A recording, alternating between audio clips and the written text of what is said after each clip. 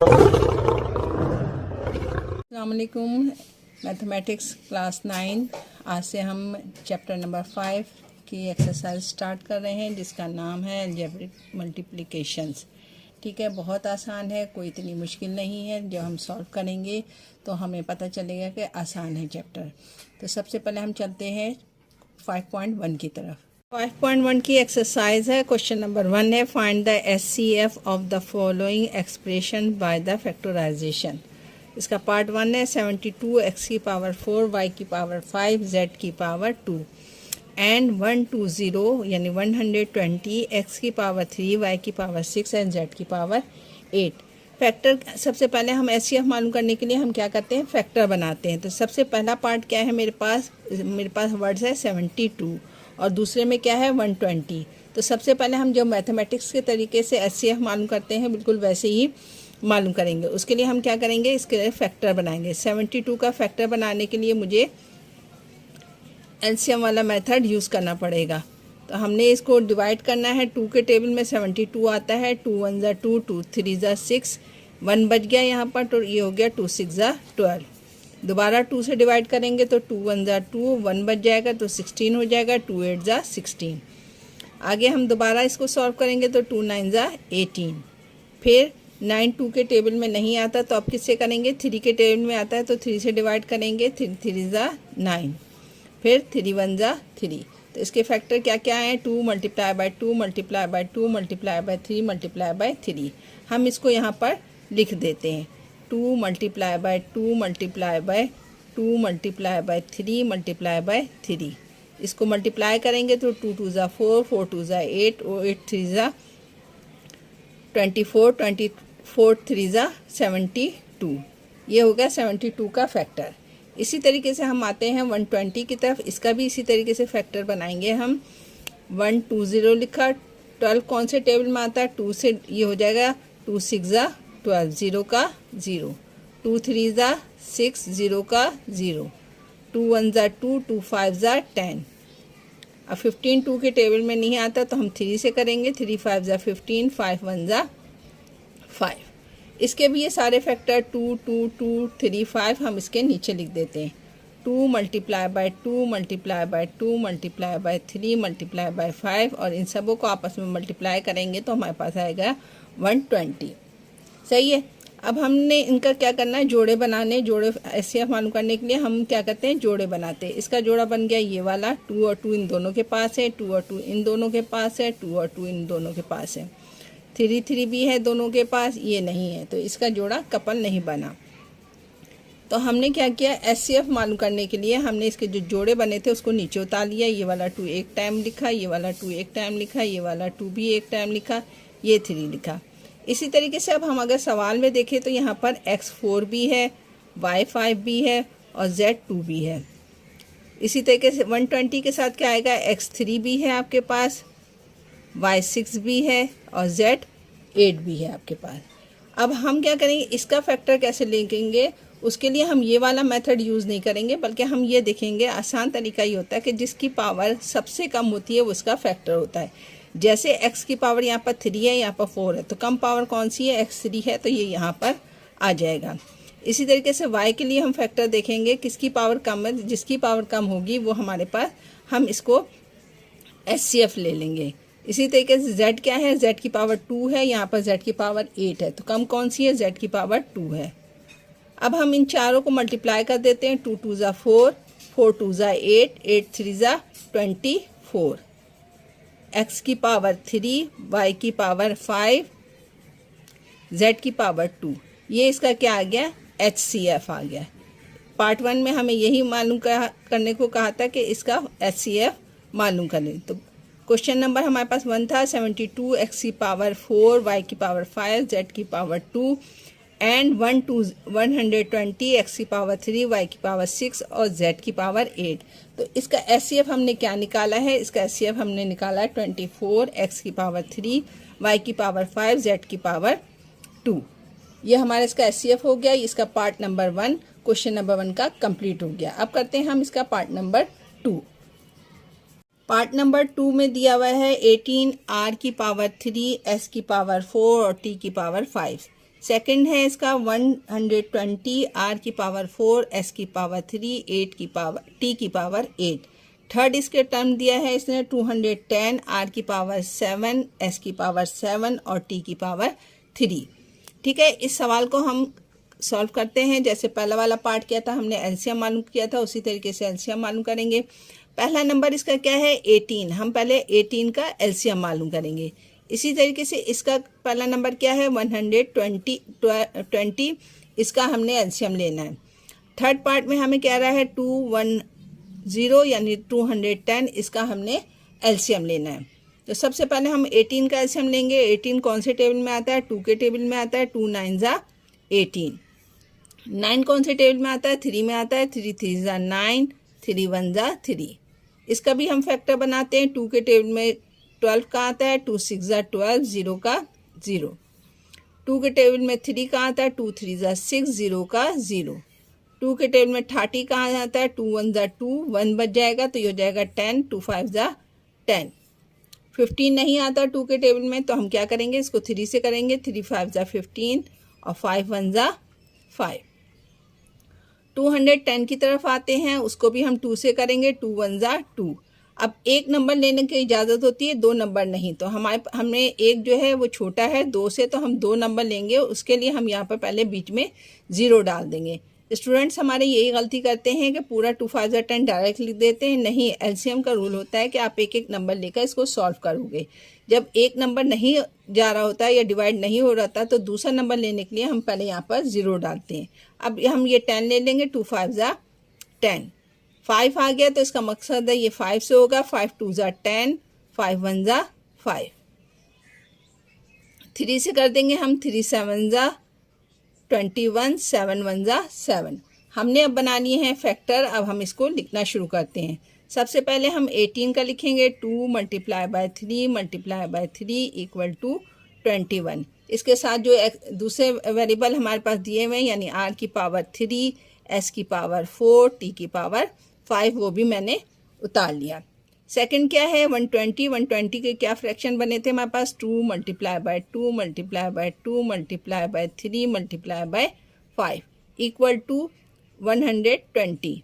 इसके भी एक्सप्रेशन उतार लेंगे। क्या है इसके साथ r की पावर 4 दी है इसने, s की पावर 3 दी है, t की पावर 8 दी है।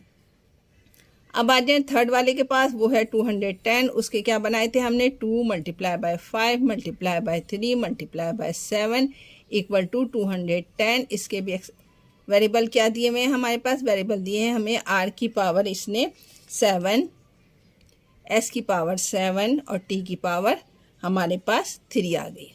अब हम क्या करेंगे, अब हम इनके कपल यानी जोड़े बनाएंगे। जैसे 2 2 2 इन तीनों के पास है तो हमने इसको जोड़ा बना दिया। इसी तरीके से 3 इनके पास भी है, 3 इसके पास भी है, 3 इसके पास भी है, तो ये भी इसका जोड़ा बन के बाहर आ जाता है जो इसका एचसीएफ बनेगा। बाकी और नंबर कोई सा नहीं है तो हमने क्या उतारा, यहाँ पर 2 उतारा और 3 इसका जोड़ा बना था। वेरिएबल के लिए मैंने क्या बताया था कि आपके पास जो सबसे छोटा नंबर होता है वो हम देखते हैं। अब r की पावर इसके पास क्या है 7, 4 और 3। सबसे छोटी कौन सी है, r की पावर 3 है, तो हमने लिख दिया r की पावर 3। इसी तरीके से s पे आ जाइए, s की पावर 7 है, 3 है, 4 है, सबसे छोटी s की पावर 3 है, तो हमने यहाँ पर लिख दी s की पावर 3। इसी तरीके से t में आ जाए, t की पावर 5, 8, 3। 3 सबसे छोटी है तो हमने लिख दिया t की पावर 3। अब हम इसको मल्टीप्लाई करते हैं, 3 2 ज़ा 6, r की पावर 3, s की पावर 3, t की पावर 3, ये इसका एचसीएफ हो गया। आ गई समझ में बात। ये इसका सेकंड पार्ट था हमारे पास 5.1 क्वेश्चन नंबर 1 का।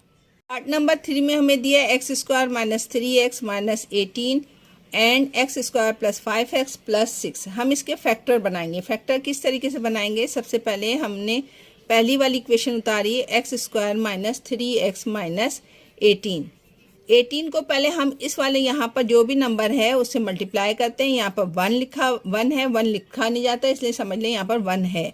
18 को 1 से मल्टीप्लाई किया तो आपके पास आया 18। 18 को आपने ऐसे तोड़ना है कि वो मल्टीप्लाई करने पर बीच वाला नंबर आए और प्लस माइनस करने पर 3 आए। सबसे पहले हमने ये देखना है कि 18 आता कौन से टेबल में है। तो 18 आता है 6 के भी टेबल में, 3 के भी टेबल में आता है, 2 के भी टेबल में आता है। तो मैंने कहा हमने ले लेना है 3 के टेबल में। 3 के टेबल में 18 का आता है 3 6 यानी 6 में से अगर 3 को माइनस करेंगे आप तो आपके पास आ जाएगा 3 और मल्टीप्लाई करेंगे 6 को 3 से तो आपके पास आ जाएगा 18 यानी 6 मल्टीप्लाई बाय 3 करेंगे तो हमारे पास आएगा 18 और 6 में से 3 को माइनस करेंगे तो आपके पास आ जाएगा बीच वाला नंबर ये वाला 3। ठीक है, इस तरीके से इसका फैक्टर बनाना है। तो मैंने इसका सवाल पहले उतारा। सवाल क्या है, x square minus 3x minus 18। X square ऐसे ही उतार लेते हैं, माइनस 18 भी ऐसे ही उतार लेते हैं। इसमें फैक्टर हमने कैसे बनाए हैं, 6 माइनस 3। तो हम यहाँ पर जो साइन होता है इसको ऐसे ही उतार लेते हैं। हम ब्रैकेट में यहाँ पर लिख देंगे 6 माइनस 3 और इसके साथ हमारे पास क्या है x, तो हमने इसका x भी ऐसे ही उतार लिया। अब हम इसको सॉल्व करते हैं। एक्स स्क्वायर का एक्स स्क्वायर माइनस 6 को x से मल्टीप्लाई करोगे तो आएगा ये 6 माइनस माइनस प्लस 3 को x से मल्टीप्लाई करोगे तो 3x माइनस 18। ठीक है, अब हम क्या करेंगे, इन दोनों में से कॉमन निकालेंगे और इन दोनों में से कॉमन निकालेंगे। दोनों में कॉमन क्या है, x कॉमन है। यहाँ पर बच जाएगा 2x थे, 1x कॉमन ले लिया तो यहाँ पर बचा 1x माइनस का माइनस, ये x कॉमन ले चुके हैं, आपके पास क्या बच गया 6। अब इन दोनों की तरफ आते हैं, इन दोनों में से कॉमन निकालते हैं। सबसे पहले जो यहाँ पर बीच में साइन होती है वो यहाँ पर उतरती है। इसमें अगर आप देखें तो ये होता है 3 कॉमन है। कैसे, 3 इसके पास भी और 3 इसके पास भी। कैसे, 3 6 18। तो 3 मैंने कॉमन ले लिया। इनके पास क्या बच गया, सिर्फ x। अब यहाँ पर वो साइन डालेंगे कि इसको इससे मल्टीप्लाई करने पर ये वाला साइन आ जाए।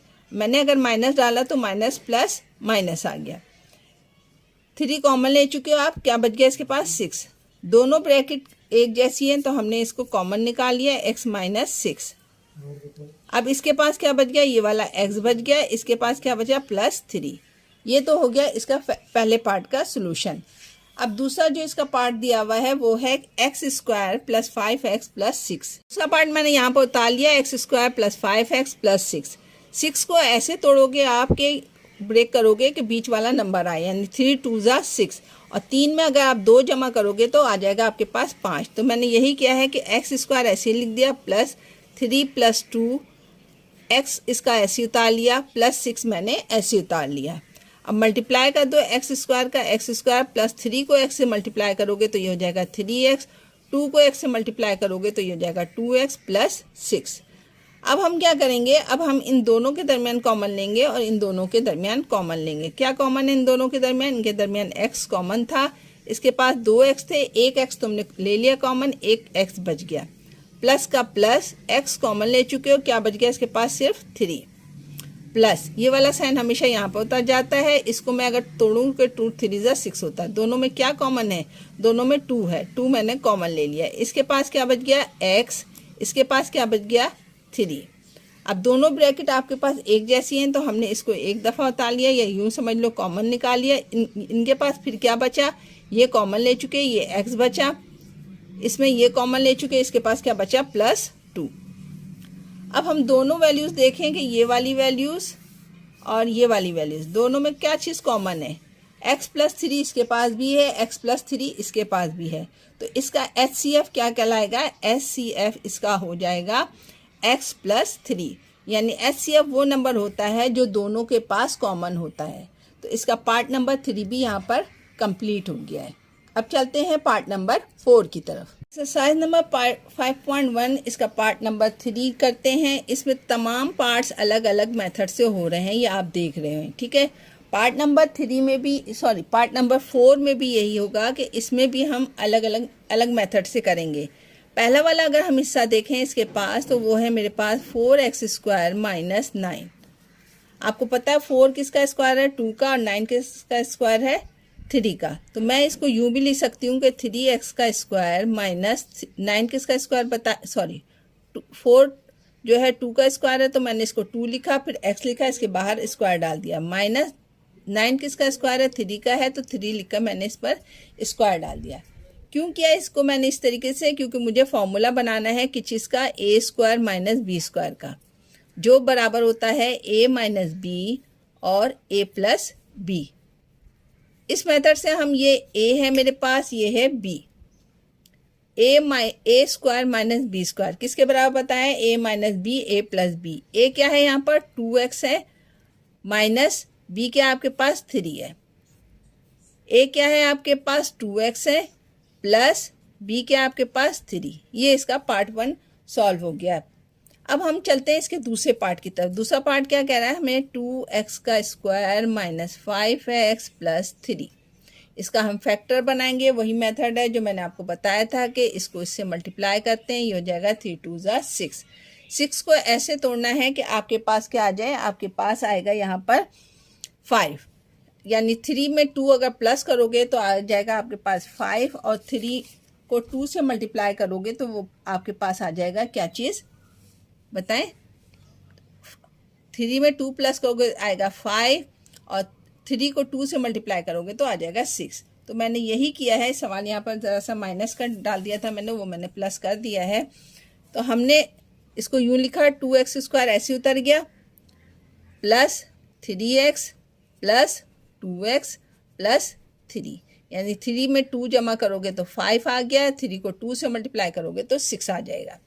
दोनों में कॉमन निकाल लीजिए। कॉमन क्या है आपके पास? कॉमन है आपके पास सिर्फ x। इसके पास क्या बच गया? 2 और 1x, प्लस ये x कॉमन ले चुके, x से बच गया 3। ये वाली साइन ऐसी उतर जाती है। अब इन दोनों में कुछ भी कॉमन नहीं है। जब कुछ भी कॉमन नहीं होता है तो क्या निकालते हैं इसमें? 1। ये वैल्यूज ऐसी उतर जाएगी 2x प्लस 3। पूरी वैल्यूज देखो तो इनमें कॉमन क्या है? 2x प्लस 3, वो आपने ऐसे उतार लिया, और x प्लस 1 एक जगह लिख दिया। अब मैं एलसीएम देखूंगी इसका, तो एलसीएम इसके पास क्या है? 2x प्लस 3, इसके पास भी 2x प्लस 3 है। तो इसका HCF आपके पास आ जाएगा, वो हो जाएगा 2x प्लस 3।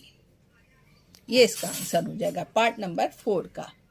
नंबर 1 इसका लास्ट पार्ट है। 5th पार्ट जो है वो दिया हुआ है x3 प्लस x का square plus x plus 1, x3 plus 3x square plus 3x plus 1।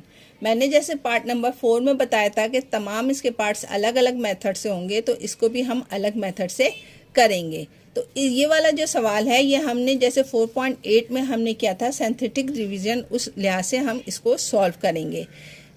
क्यों करेंगे? क्योंकि इसका ना फैक्टर बन रहा है ना कॉमन निकल रहा है, तो इसलिए हम इसको सिंथेटिक डिवीजन से करेंगे।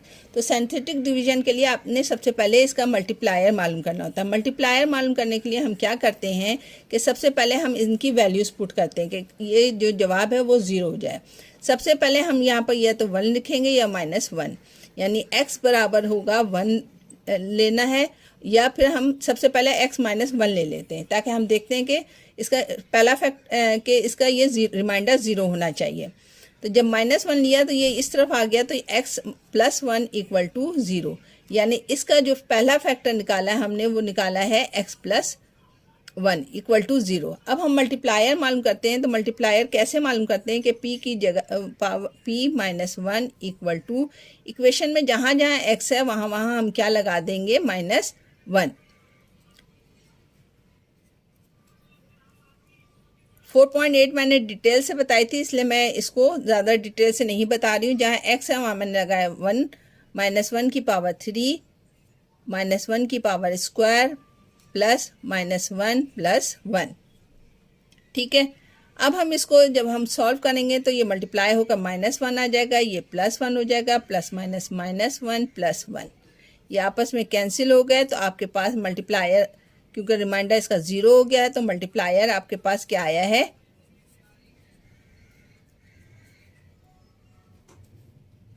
-1।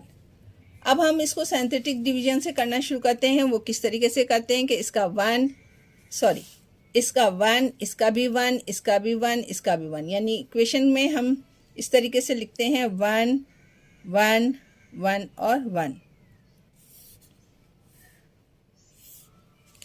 जो इसका मल्टीप्लायर होता है वो यहाँ पर लिख देते हैं -1। पहला वाला नंबर ऐसे उतर जाता है, इसको इससे मल्टीप्लाई करेंगे तो आ जाएगा 1 1 जा 1 -1, 1 में से 1 जाएगा तो 0। ठीक है। अब 0 को -1 से मल्टीप्लाई करोगे तो यहाँ लिखोगे 0 1 जा 0, इसमें से इसको माइनस करते हैं तो 1 का 1, फिर इसको इससे मल्टीप्लाई करते हैं, 1 1 जा 1, साइन माइनस की आ जाएगी, +1 में से -1 जाएगा तो 0 हो गया, यानी रिमाइंडर इसका आया आपके पास 0। अब हम इक्वेशन बनाते हैं। इक्वेशन कैसे बनाते हैं हम, इसको पहले तो हमने जो सवाल है हमारे पास वो ऐसे ही उतार लिया, जितनी भी पावर होती है उससे कम लिखते हैं, यानी x² आपने लिखा, फिर x लिखा, फिर कांस्टेंट लिखा, ठीक है। x² के साथ को 1 से मल्टीप्लाई किया, 1 मल्टीप्लाई बाय x², बीच में प्लस का साइन, 0 को आपने मल्टीप्लाई किया x से, प्लस 1 को मल्टीप्लाई, 1 का 1 कांस्टेंट नंबर है ये, इसको इससे मल्टीप्लाई किया तो हमारे पास आया है x², ये 0 हो गया, +1। ये इसकी पहली इक्वेशन आई है। यानी आपके पास इसके फैक्टर क्या क्या बने हैं, पहला तो बना x², ये वाला आपके पास जो हमने फैक्टर बनाया था x + 1, और दूसरा बना हमारे पास x² + 1, ठीक है। अब हम आते हैं इसकी दूसरी इक्वेशन की तरफ। दूसरी इक्वेशन क्या है हमारे पास, दूसरी इक्वेशन इसने दी थी x² + 3x² + 3x + 1। इसमें भी हम वही करेंगे कि x की कीमत हमने लिखी 1, इसको 1 को इस तरफ ले आएंगे तो x - 1 = 0। ये पहला इसका फैक्टर हो गया, फैक्टर नंबर 1। अब वैल्यूज पुट कर दो, यानी p की कीमत आपने लगाई -1, सॉरी इक्वेशन में 1 लगा दो, -1 की पावर 3 + 3 -1 का स्क्वायर + 3 -1 + 1। जब इसको सॉल्व करोगे आप तो ये हो जाएगा -1 + 3, 1 का स्क्वायर करोगे तो 1 + -3 + 1। अब आप इसको सॉल्व करना शुरू करेंगे, हो जाएगा -1 + 3 1 जा 3 -3 + 1। 1 से 1 कैंसिल हो गया, 0 का 0। मल्टीप्लायर इसका क्या आया, इसका मल्टीप्लायर आया मेरे पास -1, ठीक है। अब हम इसको इक्वेशन को बनाते हैं, सिंथेटिक डिवीजन वाली इक्वेशन। इक्वेशन क्या है आपके पास, x3 + 3x, तो यहाँ नंबर हम लिख देते हैं। x3 की कीमत है 1, x² की कीमत है 3, x की कीमत है 3, और इस कांस्टेंट नंबर यहाँ आ गया। जो आपके पास मल्टीप्लायर आता है उसको यहाँ पर लिखा मैंने, इसको पहला नंबर आपके पास ऐसे उतर जाता है। इसको इससे मल्टीप्लाई किया तो ये हो गया -1, यानी 1 1 जा 1, माइनस का माइनस, 3 में से 1 निकालोगे तो 2 आ जाएगा। 2 को आप -1 से मल्टीप्लाई करोगे तो -2 आएगा। 3 में से 2 निकालोगे तो 1, फिर 1 को 1 से मल्टीप्लाई करोगे तो 1, साइन माइनस की आ जाएगी आपके पास, 1 में से 1 गया तो 0, रिमाइंडर आपके पास आ गया 0। इक्वेशन बनाने का तरीका क्या है, इक्वेशन बनाने का तरीका वही है कि जितनी भी पावर आपको दी हुई है, यहाँ पर जैसे x की पावर 3 + 3x² + 3x + 1 दिया हुआ है, तो पावर हम इसकी कम कर देंगे, ये हो जाएगा x² + x plus constant number जो भी आएगा।